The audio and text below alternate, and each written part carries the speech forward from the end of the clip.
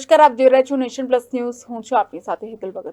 છોટાઉદેપુરના Tejgadh railway ફાટક અને દેવળિયાની વચ્ચે કાર અને આઈસર ટ્રક વચ્ચે અકસ્માત સર્જાતા કાર ચાલકને ઈજાઓ પહોંચી હતી. તેજગઢ રેલવે ફાટક અને દેવળિયાની વચ્ચે કાર અને આઈસર ટ્રકનો અકસ્માત થયો હતો. બંને વાહનો આ અકસ્માતમાં ધડાકાભેર ભટકાતા આસપાસના સ્થાનિક રહીશો પણ ઘટના સ્થળે દોડી આવ્યા હતા. આ અકસ્માતમાં કાર ચાલકને ઈજાઓ પહોંચતા તેને એમ્બ્યુલન્સ મારફતે સારવાર અર્થે છોટાઉદેપુર ખાતે ખસેડવામાં આવ્યો હતો. જ્યારે આ અકસ્માત સર્જનાર આઈસર ટ્રકનો ડ્રાઈવર અકસ્માત સર્જ્યા બાદ ઘટના સ્થળેથી ફરાર થઈ ગયો હોવાનું પણ લોકોએ જણાવ્યું હતું.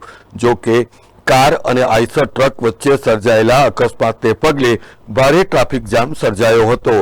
ત્યારબાદ સ્થાનિક પોલીસે ફરી એકવાર જહેમત આદરીને ટ્રાફિકને પૂર્વવત કર્યો હતો. Rehan Patel, Nation Plus News, Chhota Udepur.